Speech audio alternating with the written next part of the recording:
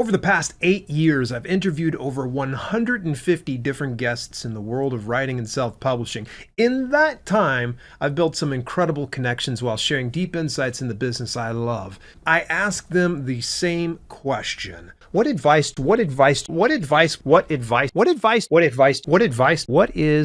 piece of advice? What advice do you have? What type of advice do you have? What advice do you have for aspiring authors and self-publishers?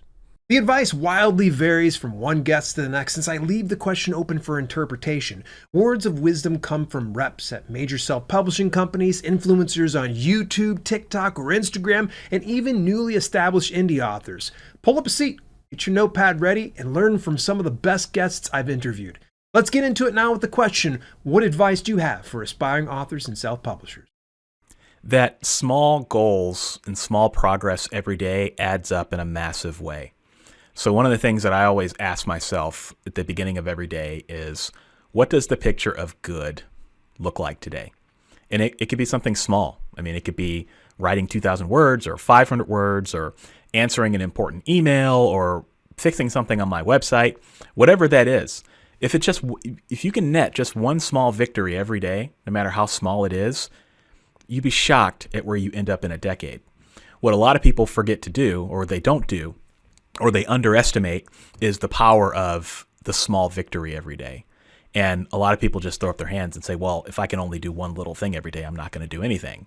But the people that are successful are the ones that they get those small victories every day. And then 10 years from now, they have 80 books and they're a lot more successful. So every journey begins with a small step, to use the cliche. I think it's the whole point of thinking wide, and that the whole point of going wide. You know, you don't want to focus on one platform for one thing. You want to look at all the available options and do each platform to what it does best.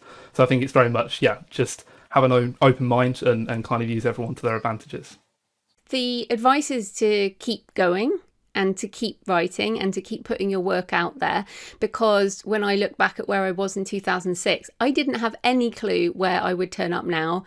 Life keeps unfolding, and there will always be other things that you can do other than write, because let's face it, there are easier ways to make a living. There are easier ways to kind of, you can take a picture and that's really quick, and writing a novel takes a long time, especially at the beginning, but where you are. But you will improve, you will find readers, you might make some money, you will keep getting ideas, you will find your voice, and you will find the things that interest you, and you will get the bug.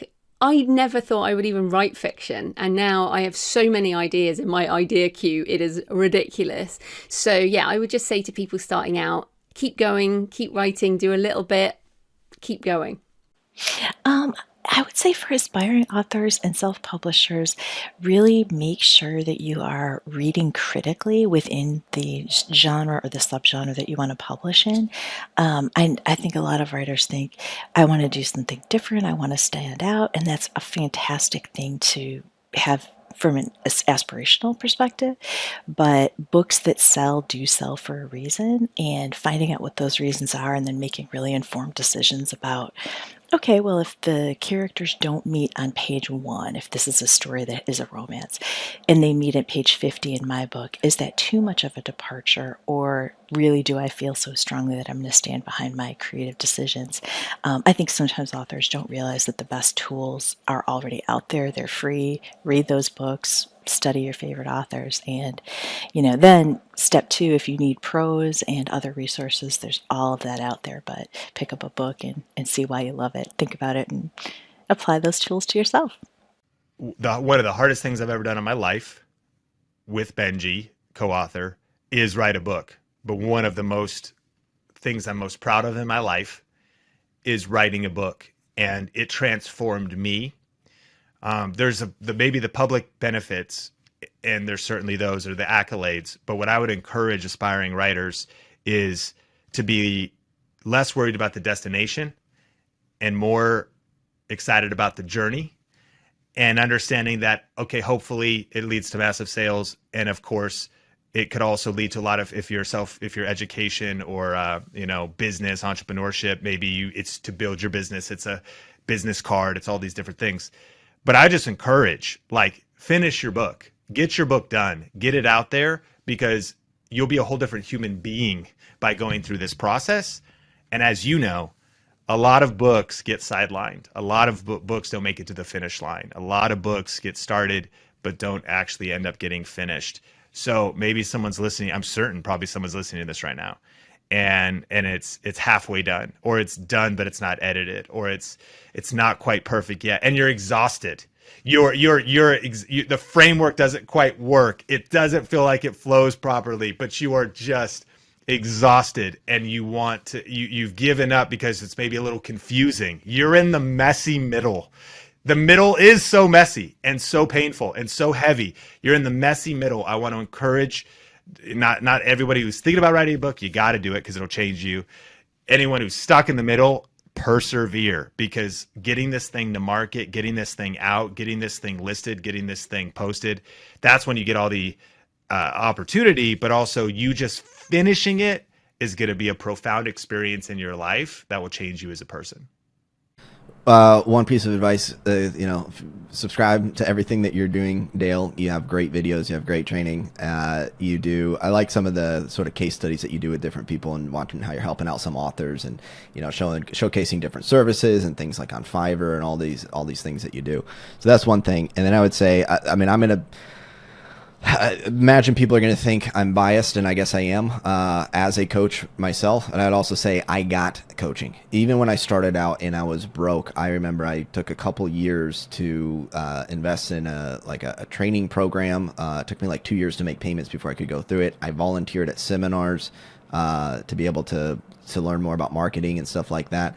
So I'd say, invest in your education, and ideally if you can get some sort of coaching or guidance, that can be in the writing process, developmental editors, people are giving you feedback.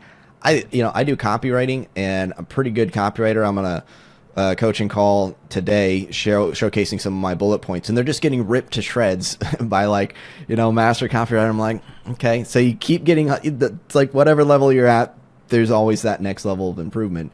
So the ego takes a hit when you're willing to go, okay, there's probably some things I'm not seeing about my book or about my launch process that could use refinement. And it doesn't have to be with me, or just find someone that you trust who can kind of guide you through this, because there's a lot of information out there that it might not all apply to you or not at this point. And that's where having someone that can work with you directly can help. And if you're just starting out, at the very least, get some early readers or get some people who can put eyeballs on what you're doing and get that outside objective feedback. This is going to sound so cheesy, but it's true. Don't give up on book one, because book one is just the beginning. It's so small. It's like a snowball when you're doing your author career and you're getting started. It's like this tiny little snowflake is book one. And if you just keep putting in the time, you keep learning how to market, you don't worry about failing, and you just keep trying and keep going, it's going to keep growing, and that snowball is just going to expand. And with every book, it's going to get bigger and better. And I honestly am like, if I had stopped at book one, I was so a tiny baby author. I didn't know what I was doing at all. And so I'm so glad that I persevered, and I would encourage everyone else to persevere past the hard times as well. Utilize your author notes. It is so important. Utilize your author notes to the point. Like you said, you can't drop links, but you can tell them on FB groups. It's Sylvia Hubbard Lit World. You can find me there, and we can talk about the book, and they'll go find you. You can tell them, hey guys, this is where my books are located at. Come on over, grab those, and then we can talk some more. Make sure you share with a writing buddy. Also, think about the reader as you're doing this, the reading times that they have. So your episode shouldn't be more than 2,400 to 3,000 words.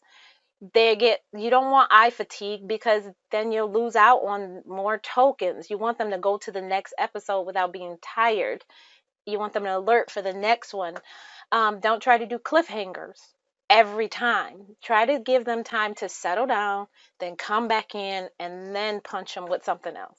So definitely, those are the tips I would say. Just get out there and create. Too many people put barriers in there, and it's all, put barriers there that stops them from going out and creating. I think you just got to create, publish, see what the market says, see what the market thinks, have an initial low expectation, but with a belief that you're going to succeed. You know, there's no reason why you shouldn't succeed. If someone else is doing it, then there's no reason why you can't do it as well. But just get rid of those barriers. Stop the thinking I'm not good enough, and just create, publish, see what the response is, get on to creating the next product.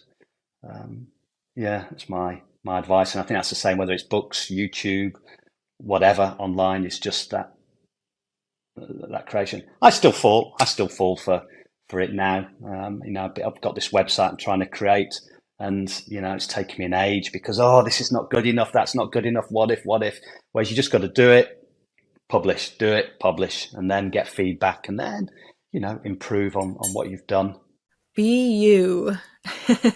Just be you, and let your personality shine through your book, your effort that you put into the book, and who you're talking to, because like I said before, it kind of stirs something in other people too when they see that in you. I think the biggest thing is to follow one formula. So whether you're doing low content, medium content, nonfiction, or or fiction, I think following a course and, you know, just one method of doing things, it will be super important. Just because, like, you don't want to be all over the place, right? Because, you know, if you're doing nonfiction, the way you build this business is different than if you're doing low content books, as an example. The way you make the book is completely different, right? If you're doing fiction, once again, it's completely different. So, you know, if you're going and publishing, let me try fiction, and then let me make one book on, you know, planners, and then let me make another book in nonfiction, you're all over the place, right? And then you're switching pen names, and, you know, you're not really building an audience. So the point is, you know, stick to one niche, right? Stick to one type of business, so whether that's fiction, nonfiction, or low content, and within that, you know, whether you're doing, let's say you're doing nonfiction, within nonfiction, you want to stick to one niche. So once again, you don't want to be all over the place. You want to, you know, dive deep into the niche and build a brand from there. But on top of that, you want to kind of just follow someone that knows what they're doing, and just, you know, go all in for about a year. I would say, I think a lot of people have this weird expectation that you can make it happen like in a month, 2 months, 3 months, because, you know, a lot of YouTube videos will give this false expectations of, you know, making a bunch of money in a very short time, right? Because those are the videos that gets views. But the reality is, and no matter what business you do, you should be going all in for at least a year, I think, you know, just to determine whether it's working for you or not. I think that'd be my number one advice, is just, you know, follow one method of doing things, and then just don't shotgun and be all over the place. Just pick one niche and, you know, build it as deep as you can.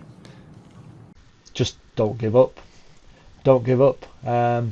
You may feel that your audience isn't out there, because I know I felt that throughout my time, but there is always an audience for your books. So just don't give up and stick at it, because it just takes the right person finding you, reading your books, and it could take you to a whole different world. Perfection is the enemy of success. I have published so many typos. I have published books that had, you know, complete mess ups where I had to fix them. I have actually read, like, I took one of my most viral videos is me reading a book with a blatant typo in it, and half the comments are people saying, "You spelled this word wrong, you dummy." And the book sold like crazy. And then what I did was, and I hope I don't go too long here, but then what I did was I said, go buy this book before I update it with the typo, because you're going to be the last people to get this book with the error in it. I made a thing about it being an error. Like, I'm like, go get it, because once I fix it, there'll never be another copy with an error in it. And a whole bunch of people bought it to get the typo. Right? Like, so don't wait for it to be perfect. Even if it's half-assed, publish it now. Get people talking about it and fix it as you go. My advice for aspiring authors and self-publishers is you really have to trust the process. Your process, your path is going to be different from everyone else's. And you have to honor that. You have to figure out what your process is, what your path is, and honor it. Because the thing that I've noticed is that, especially new authors, they are taking all of the advice from every Tom, Dick, and Harry out there, and it's not the right advice from them. It just isn't. And I love you, Dale, but sometimes your advice isn't right for me. And that's okay. And it's not right for every author, and that's okay. And I think we have to get to that place of accepting our process and saying, okay, here's this information. It's good information. Is it right for me? Okay. If it's right for me, I'll follow it. If it's not right for me, I won't follow it. Now, I'm going to give a caveat to that because I do think that sometimes our egos get in the way and we think, oh yeah, that advice isn't for me. I'm not going to do that. And the truth is that's exactly the advice you need. I have this friend, she wrote one book. It was the book of her heart. And she had a best-selling author who was willing to read it and critique it and do all of this stuff and came back with the edits and she didn't like them. And so she rejected all of them and she published the book.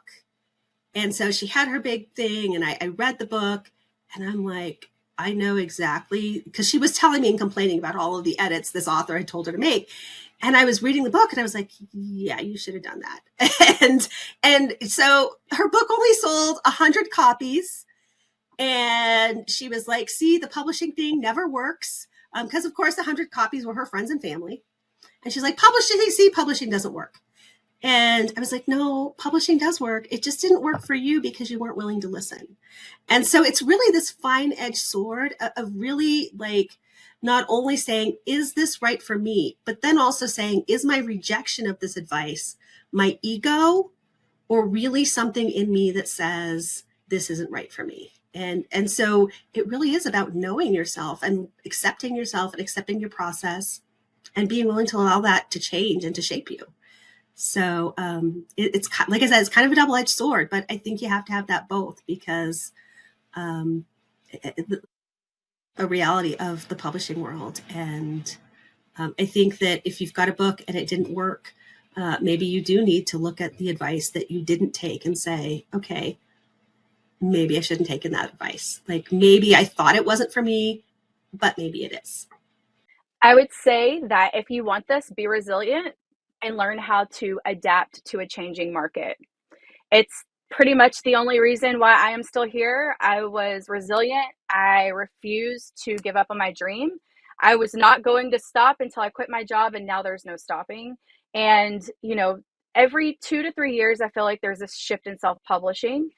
And you just have to stick to it and learn the new platforms or learn the new thing that's coming out and implement it inside of your publishing business. Because the moment that you stop learning and you stop adapting to an ever-changing market is the moment you get left behind and you are not able to sell books in the same way that you were previously. I like to say that there are 3 P's of publishing success. There's more. I marketed 7 when I sold a book in that title. But patience, practice, and persistence are the keys. Overnight success takes a lot of time. It takes fingers on keyboard, butt in chair, and not giving up and believing in yourself. Just remember, most people say and think that they will write a book. If you have written a book or you are in the process of writing a book, you're already extraordinary. You're already a beautiful exception. And you've got to believe in yourself. And I would say, please stop calling yourself a budding writer or a wannabe writer or a whatever writer. You are a writer and you need to own that with pride and professionalism. Oh my God, there's 2 more P's. But that's really, really important. Don't give up on yourself. It can take a long time. It's taken me a long time. I've been in this industry, started in the mid-'80s. I didn't get published till 1992.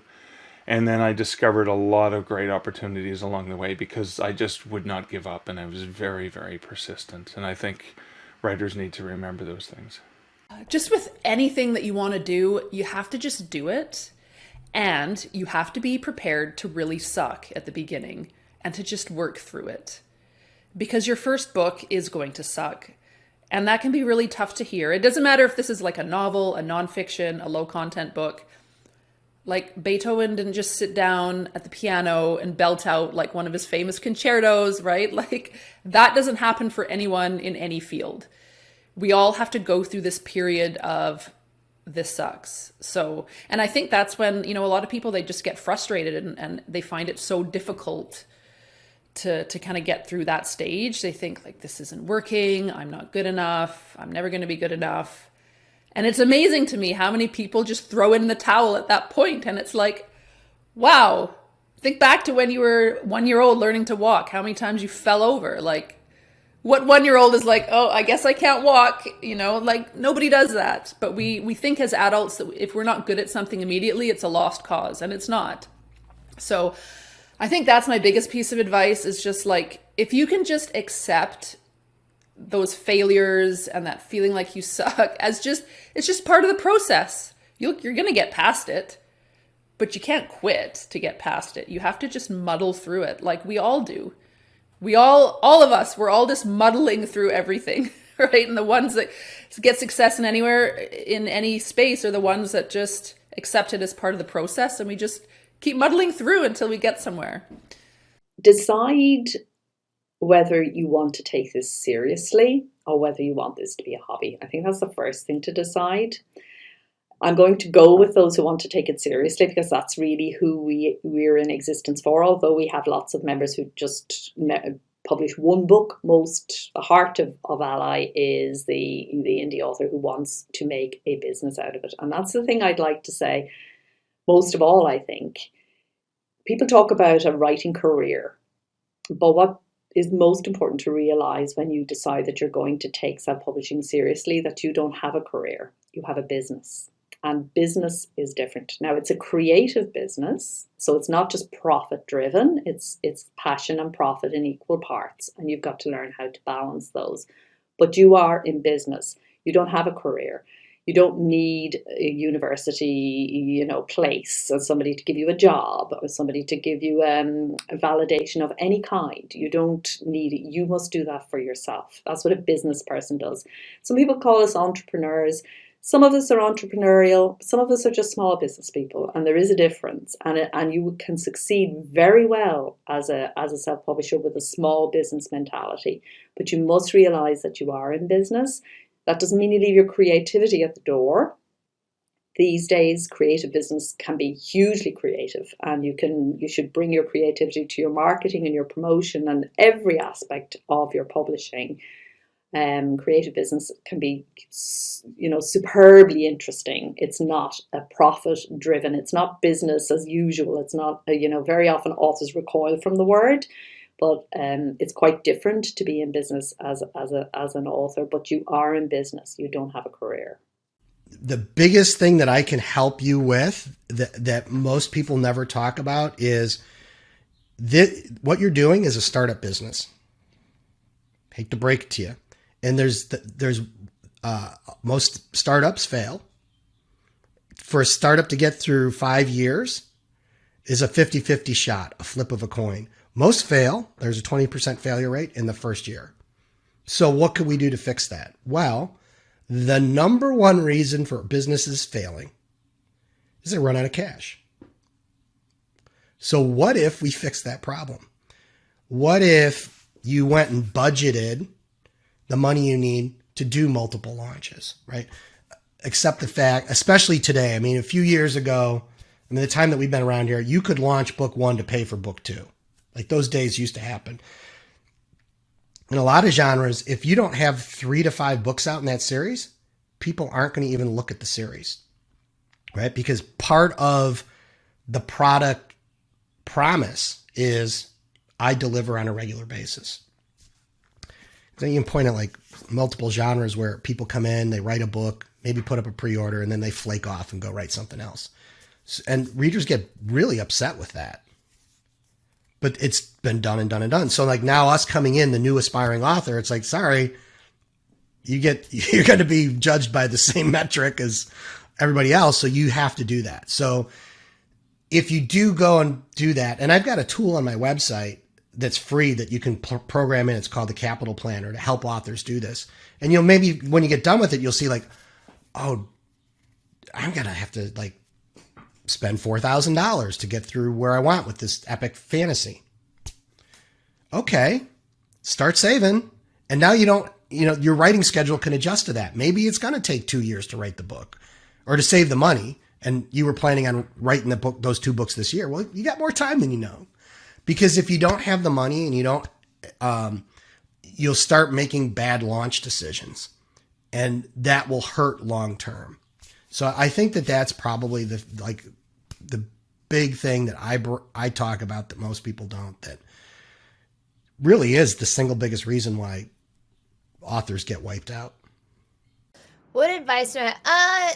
Do your research and know your options. I mean, today is such a great time to be an author, an indie author. All the tools are at your fingertips. I mean, you don't have to rely on Amazon or even, Lulu's bookstore or anything that's established and has been working. That's great, but you can put together the package that's going to work best for you. So don't rush into anything. Don't feel like you don't have options. Don't feel like you have to do it like everybody else is doing it. If there's ever been a time for you to carve your own path and figure out what works for you, now is the time. And what's so great is that you have thousands, well, at least hundreds of years of records of people who have written books and started businesses and done new things and how they've messed up and failed. And so you have all that information. The keys are really in your hand and the sky is the limit. And I wish I'm out of cliche things to say now that's like seize the day and hustle and grind or whatever. But really, if you are starting your journey and becoming an author or a publisher or any of these things,